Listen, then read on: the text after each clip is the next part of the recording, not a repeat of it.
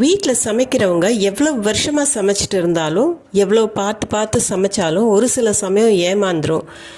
உப்பு காரம் ஒரு சில சமயம் அதிகமாகவோ இல்லை குறைவாகவோ அமைஞ்சிரும். அந்த சமயத்தில் மற்றவங்க அதை பற்றி விமர்சனம் பண்ணுவாங்க, குறைபாடுகள்லாம் சொல்லுவாங்க. அந்த குறைபாடுகள்லாம் ஹிந்தியில் எப்படி சொல்கிறாங்க அப்படிங்கிறது தான் இந்த வீடியோவில் பார்க்க போகிறோம். வீடியோ ஸ்கிப் பண்ணாமல் கடைசி வரைக்கும் பாருங்கள், உங்களுக்கான ஒரு இன்ட்ரெஸ்டிங்கான கொஷனும் இருக்குது. வணக்கம், நமஸ்கார், welcome back to my channel. என் பேர் உமா. ஃபர்ஸ்ட் சென்டென்ஸ் பாருங்கள், உப்பு கரிக்குது. இந்த சென்டென்ஸ் எனக்கு கமெண்ட் செக்ஷனில் ஒரு வியூவர் கேட்டிருந்தாங்க, இது எப்படி சொல்கிறது ஹிந்தியில் அப்படின்னு கேட்டு. ஸோ அதனால தான் இது ஃபர்ஸ்ட்டாக எடுத்திருக்கேன். உப்பு கரிக்குது அப்படிங்கிறதுக்கு நம்ம பஹத் நம்கீன் ஹே அப்படின்னு சொல்லலாம். ஏன்னா கரிக்குது அப்படிங்கும்போது உவர்ப்பு அதிகமாக இருக்குதுன்னு சொல்கிற மாதிரி. பஹத் நம்கீன் ஹே, பஹத்னா ரொம்ப, நம்கீன் ஹேனா உவர்ப்பாக இருக்குது, பஹத் நம்கீன் ஹே. ஆனால் நம்கீன் அப்படிங்கிற வேர்ட் நம்ம ஸ்நாக்ஸ்க்கும் யூஸ் பண்ணுறோம். அதனால் சமையல் உப்பு அதிகமாக இருக்குது அப்படிங்கிறது ஹிந்தியில் நம்ம சொல்லும்போது இதில் உப்பு ரொம்ப அதிகமாக இருக்குது அப்படின்னு இந்த சென்டென்ஸ் மாதிரி தான் சொல்ல முடியும். இஸ்மே நமக் பஹத் ஜ்யாதா ஹை. இஸ்னா இது, இஸ்மே அப்படின்னா இதில், நமக் அப்படின்னா உப்பு, ஜ்யாதானா அதிகம், பஹத் ஜ்யாதா ஹை ரொம்ப அதிகமாக இருக்குது. इसमें नमक இதில் உப்பு, बहुत ज़्यादा है ரொம்ப அதிகமாக இருக்குது. इसमें नमक बहुत ज़्यादा है. யாராவது இவ்வளோ உப்பு சேர்ப்பாங்களா?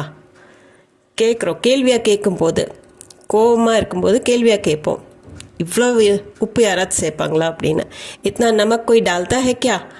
இத்தனா அப்படின்னா இவ்வளவு, நமக் உப்பு, கோயினா யாராவது, டால்னானா போடுறது, கியாங்கிறது கேள்வி வார்த்தை, அது கொஷன் வேர்டு.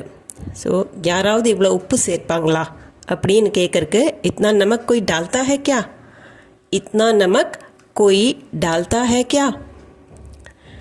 இப்போ காரமாக இருக்குது அப்படின்னா இவ்வளோ காரமா, நாக்கு எரியுது. இத்னா தீக்கா, மூ ஜல் கியா. இத்னா அப்படின்னா இவ்வளவு, தீக்கா அப்படின்னா காரத்துக்கு நம்ம யூஸ் பண்ணுவோம். இத்னா தீக்கா அப்படின்னா இவ்வளோ காரமா.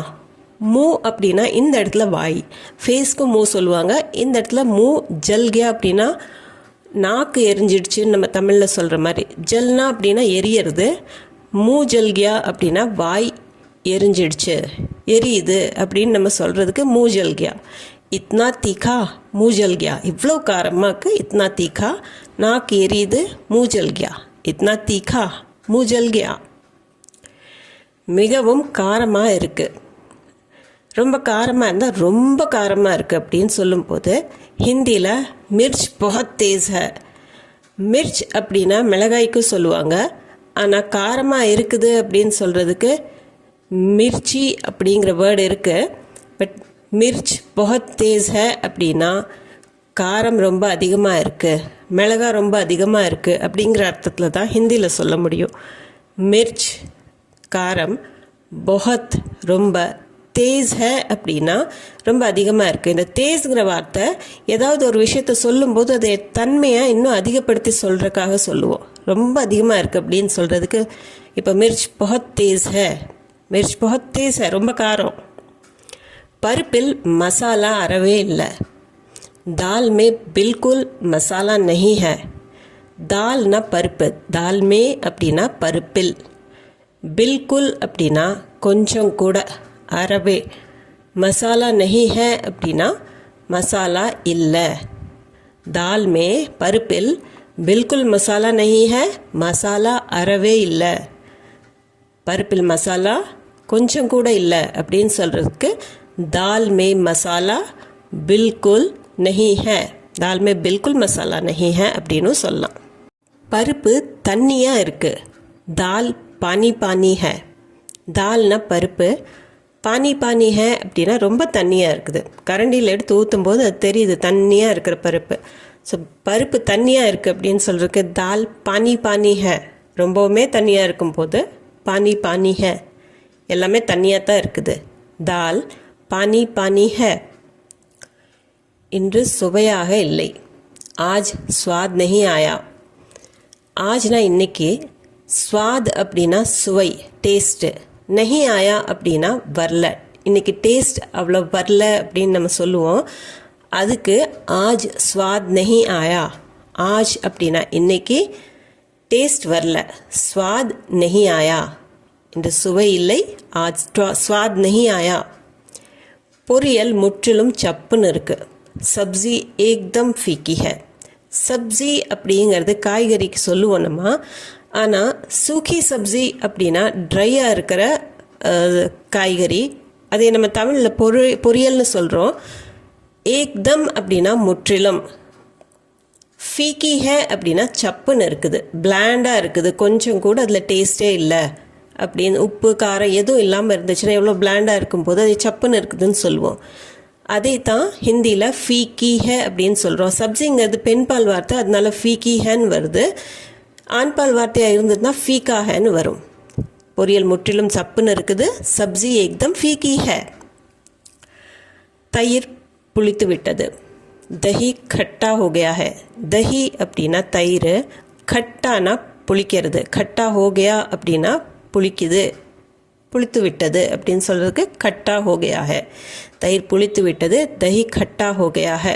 இது ஸ்டாண்டர்ட் ஹிந்தியில் நம்ம தஹியை ஆண்பால் வார்த்தையாக தான் எடுத்துக்குவோம், அதனால தான் தஹி கட்டா ஹோ கயா ஹை. சில இடத்துல, லக்னோ மாதிரி இடத்துல தஹியை பெண்பால் வார்த்தையை எடுத்துக்குவாங்க, அதனால் தஹி கட்டி ஹோ கயி ஹை அப்படின்னு சொல்கிறது உண்டு. தஹி கட்டா ஹோ கயா ஹை தான் ஸ்டாண்டர்ட். அப்பளம் கருகி விட்டது. பாப்பட் ஜல் கயா ஹை. பாப்பட்னா அப்பளம், ஜல்னா அப்படின்னா கருகிடுறது. ஜல்னா எரியறது தான் ஆக்சுவலாக, பட் ஏதாவது கருகிடுச்சு அப்படின்னா ஜல்கியா அப்படின்னு சொல்லுவோம். ஸோ பாப்பட் ஜல்கியா ஹை. சப்பாத்தி போடும்போது ஏதாவது கருகிடுச்சு, சப்பாத்தி கருகிடுச்சுன்னா சப்பாத்தி ஜல்கை அப்படின்னு நம்ம சொல்லுவோம். அதே மாதிரி அப்பளம் கருகிடுச்சு வறுக்கும் போது அப்படின்னு சொல்கிறதுக்கு பாப்பட் ஜல்கயா ஹை, பாப்பட் ஜல்கயா ஹை. பாயசம் மிகவும் இனிப்பாக இருக்கிறது.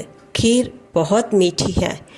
கீர் அப்படிங்கிறது பாயசம், பஹத் அப்படின்னா ரொம்ப, மீठी है அப்படின்னா இனிப்பாக இருக்குது. கீர் பஹத் மீठी है. இப்போது இனிப்பாக ஓரளவுக்கு இருந்தால் நல்லா இருக்கும். ஓவராக திகட்டுற மாதிரி இருந்துச்சுன்னா அதை கண்டிப்பாக குறைபாடாக தான் சொல்லுவாங்க. ஸோ பாயசம் மிகவும் இனிப்பாக இருக்குது அப்படின்னு சொல்கிறதுக்கு கீர் பஹத் மீठी है. அரிசி சரியாக வேகலை. चावल कच्चे हैं. चावल पके नहीं हैं அப்படின்னு சொல்லலாம்.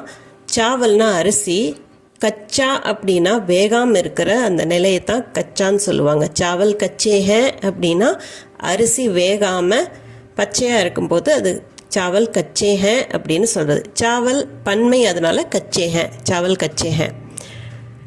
பராட்டாவில் நெய் குறைவாக உள்ளது. பராட்டோ மே घी कम है. பராட்டோ மே அப்படின்னா இந்த சப்பாத்தி எல்லாம் போடுறதுக்கு பராட்டான்னு சொல்லுவாங்க. இந்த பரோட்டாங்கிறது மைதா பரோட்டா மட்டும் கிடையாது, சப்பாத்தியை கூட ஹிந்தியில் பராட்டான்னு சொல்கிற வழக்கம் உண்டு. பராட்டோ மே பன்மையில் பராட்டோ மே, கீ அதாவது நெய், கம் ஹே அப்படின்னா குறைவாக இருக்குது. ஸோ நிறைய நெய் போட்டு தான் அது செய்வாங்க பராட்டா எல்லாம். இப்போ அதில் கம்மியாக இருக்குதுன்னு அதை குறையா சொல்லும் போது பராட்டோ மே கீ கம் ஹே. உருளைக்கிழங்கு வேகவில்லை. ஆலு கச்சே ஹே. நம்ம சாவல் கச்சே ஹே அப்படின்னு பார்த்தோம், அதே மாதிரி ஆலு கச்சே ஹே, உருளைக்கிழங்கு வேகாமல் இருக்கிறதுக்கு ஆலு கச்சே ஹே. ஆலுன்னா உருளைக்கிழங்கு, கச்சே ஹே அப்படின்னா வேகலை. இப்போ ஒருமைக்கும் ஆலுன்னு தான் சொல்லுவாங்க, பன்மைக்கும் ஆலுன்னு தான் சொல்லுவாங்க. இந்த இடத்துல பன்மைன்னு எடுத்துருக்கிறதுனால கச்சே ஹே, ஆலு கச்சே ஹே. வெண்டைக்காய் பிசுபிசுப்பாக உள்ளது. भिंडी चिपचिपी है. भिंडिना வெண்டைக்காய், சிப்சிப்பா அப்படின்னா அந்த வழுவழுன்னு இருக்கும் வெண்டைக்காய், பிசு பிசுன்னு இருக்கிறதுக்கு தான் அந்த சிப்சிப்பா அப்படிங்கிறது. கிட்டத்தட்ட அது வந்து தமிழ் மாதிரியே பிசு பிசுன்னு சொல்கிறோம், இல்லை சிப்சிப்பா அப்படின்னு சொல்லுவோம். भिंडी चिपचिपी है. வெண்டைக்காய் பிசு பிசுப்பாக உள்ளது அப்படின்னு சொல்கிறதுக்கு சரியாக வணங்கலைன்னா அது பிசு பிசுன்னு இருக்குது. भिंडी चिपचिपी है. பனீர் ரப்பர் போல் இருக்குது. பனீர் ரபர் ஜேசா ஹே. இது பன்னீர் கிடையாது, பனீர். நம்ம பால்லேருந்து எடுக்கிறது பனீர். ரபட் அப்படிங்கிறது ரப்பரை சொல்கிறது, ஹிந்தியில் சொல்லும்போது ரபட். ஜேசா ஹே அப்படின்னா அது போல் இருக்கிறது அப்படிங்கிறதுக்கு ஜேசா ஹே. ரபட் ஜேசா ஹே அப்படின்னா ரப்பர் போல் இருக்குது. பனீர் ரபட் ஜேசா ஹே. ரோட்டியின் ஓரங்கள் வேகாமல் இருக்கின்றன. रोटी के किनारे कच्चे हैं. ரோட்டி அப்படின்னா சப்பாத்திக்கு சொல்லலாம். அதை எண்ணெய் ஊற்றாமல் நம்ம செய்வோம் ஃபுல்கா அந்த மாதிரி எல்லாம் அதை ரோட்டின்னு சொல்லுவாங்க. ரோட்டி கே கினாரே, கினாரே அப்படின்னா ஓரம். கச்சேஹன் அப்படின்னா வேகாமல் இருக்குது, பச்சையாக இருக்குது வேகாமல் அப்படின்னு சொல்கிறதுக்கு கச்சான்னு சொல்லுவாங்க. ரோட்டி கே கினாரே பன்மையில் சொல்கிறதுனால கச்சேஹன். ரோட்டி கே கினாரே கச்சேஹன். ஹோட்டல் சுவை போல் வரல. होटल जैसा स्वाद नहीं आया. ஹோட்டல் மாதிரி டேஸ்ட் வரல அப்படின்னு சொல்கிறதுக்கு ஹோட்டல் ஜேசா ஸ்வாத் நஹி ஆயா. ஹோட்டல் ஜேசா அப்படின்னா ஹோட்டலில் மாதிரி, ஹோட்டலில் செய்கிற மாதிரி. ஸ்வாத்னா டேஸ்ட்டு, நஹி ஆயா அப்படின்னா வரல. ஹோட்டல் மாதிரி டேஸ்ட் வரல அப்படின்னு சொல்கிறதுக்கு ஹோட்டல் ஜேசா ஸ்வாத் நஹி ஆயா. பூரி அதிக எண்ணெயை இழுத்து கொண்டது. पूरी ने बहुत ज़्यादा तेल सोख लिया. पूरी ने அப்படின்னா பூரி, बहुत ज़्यादा ரொம்ப அதிகமாக, தேல்னா எண்ணெய், சோக் லேனா அப்படின்னா அப்படியே அப்சார்ப் பண்ணிக்கிறது, இழுத்துக்கிறது.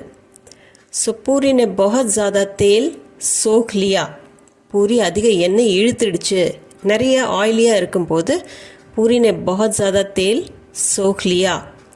இதைவே நம்ம பூரி ने बहुत ज़्यादा तेल पी लिया, குடிச்சிடுச்சு அப்படின்னு கூட அந்த அர்த்தத்துலேயும் சொல்லலாம். பூரி ने बहुत ज़्यादा तेल सोख लिया. எனக்கு இது பிடிக்கல. मुझे ये पसंद नहीं आया. मुझे அப்படின்னா எனக்கு, ஏனா இது, பசந்த் அப்படின்னா விருப்பம், பசந்த் நஹி ஆயா அப்படின்னா பிடிக்கல. பிடிச்சிருக்குங்கிறதுக்கு பசந்த் ஆயான்னு சொல்லுவோம். பசந்த் நஹி ஆயா அப்படின்னா பிடிக்கல. முझे ये पसंद नहीं आया. இது சமையலுக்கு மட்டும் இல்லைங்க, இது நீங்கள் என்ன பொருளாக இருந்தாலும், துணிமணியாக இருந்தாலும் சரி, வேறு ஏதாவது பொருளாக இருந்தால் சரி, பிடிக்கல அப்படின்னு சொல்கிறதுக்கு मुझे ये पसंद नहीं आया, எனக்கு இது பிடிக்கல அப்படிங்கிறதுக்கு मुझे ये पसंद नहीं आया. தினமும் அதே பருப்பு மற்றும் காய்கறியா. தினம் டெய்லி அதே பருப்பு அதே காயா. இப்போ ஒரு 2 நாள் செய்வாங்க, ஒன்றுவே செஞ்சாங்கன்னா அதுவே அவங்க தினமும் இதே தானா அப்படின்னு கேட்குறதுக்கு ரோஸ் வஹி தால் சப்ஜி. ரோஸ்னா தினமும், வஹினா அதே, போனா அது, வஹி அப்படின்னா அதே. தால் சப்ஜி பருப்பும் காயுமா. ரோஸ் வஹி தால் சப்ஜி. யூடியூப் பார்த்து சமைக்க கற்றுக்கொள். யூடியூப் தேக்கர் खाना बनाना सीख लो. யூடியூப் தேக்கர் அப்படின்னா யூடியூப் பார்த்து, தேக்கர் அப்படின்னா பார்த்து, खाना बनाना அப்படின்னா சமைக்கிறது. सीख लो, सीखना கற்றுக்கிறது, सीख लो கற்றுக்கொள். யூடியூப் தேக்கர் யூடியூப் பார்த்து, खाना बनाना सीख लो சமைக்க கற்றுக்கோ. யூடியூப் தேக்கர் खाना बनाना सीख लो. விளையாட்டாக சொன்னேன், மிகவும் சுவையாக இருக்கிறது. இப்போ உங்கள் அம்மா சமைச்சிட்டு இருக்காங்க, இல்லை உங்கள் மனைவி சமைக்கிறாங்க அப்படின்னா இதையெல்லாம் சொல்லிவிட்டு அவங்க கோவமாக பார்க்கும்போது அதை சமாளிக்கிறதுக்கு இந்த சென்டென்ஸ் உங்களுக்கு உதவியாக இருக்கும். நான் அது சும்மா விளையாட்டுக்கு தான் சொன்னேன், ரொம்ப டேஸ்டியாக இருக்குது அப்படின்னு சொல்லுவீங்க கடைசியில். மசாக் கர் ரஹா தா பஹுத் டேஸ்டி ஹை. மசாக் கர்னா அப்படின்னா விளையாட்டை சொல்கிறது, சும்மா ஃபன்காக. மசாக் கர் ரஹா தா பஹுத் டேஸ்டி ஹை, ரொம்ப டேஸ்டியாக இருக்குது. இப்போ உங்களுக்கு உண்டான ஒரு கொஷன். உணவு சுவையற்று இருந்தால் பொலைட்டாக என்ன சொல்லுவீங்க நீங்கள்? 3 ஆப்ஷன் நான் கொடுக்குறேன். இந்த 3 ஆப்ஷனில் நீங்கள் ரொம்ப பொலைட்டாக சொல்லணும், டேஸ்ட்டே இல்லைன்னா. 1 பக்வாஸ் தா, குப்பையாக இருந்தது. தோடா நமக் கம் ஹே கியா, கொஞ்சம் உப்பு குறைவோ. நஹி கா சக்தா, சாப்பிட முடியாது. இது எப்படி பொலைட்டாக இருக்குதுங்கிறத கமெண்ட் செக்ஷனில் கண்டிப்பாக கமெண்ட் பண்ணி சொல்லுங்கள். அது போக உங்களுக்கு வேறு ஏதாவது டவுட்ஸோ கொஷன்ஸோ இருந்ததுன்னா, உங்கள் ஃபீட்பேக் இருந்தாலும் அதையும் கமெண்ட் செக்ஷனில் கமெண்ட் பண்ணி சொல்லுங்கள். அதையெல்லாம் தீர்க்கறதுக்கு நான் ட்ரை பண்ணுறேன். அது போக நம்ம சேனலுக்கு நீங்கள் புதுசாக இருந்தீங்கன்னா சேனலை மறக்காமல் சப்ஸ்கிரைப் பட்டன் அமைத்தி சப்ஸ்கிரைப் பண்ணிக்கோங்க. இந்த வீடியோ பிடிச்சிருந்தா லைக் பண்ணிவிட்டு ஹை பாயிண்ட்ஸும் கொடுத்துட்டு உங்கள் ஃப்ரெண்ட்ஸ் அண்ட் ஃபேமிலி சர்க்கிளில் யாராச்சும் ஹிந்தி கற்றுக்கணும்னு இருந்ததுன்னா, யாராச்சும் நார்த் இந்தியாவில் இருந்தாங்கன்னா கண்டிப்பாக அவங்களுக்கு ஷேர் பண்ணிக்கோங்க. நான் மீண்டும் ஒரு வீடியோவில் உங்களை சந்திக்கிறேன். தேங்க்யூ ஃபார் வாட்சிங்.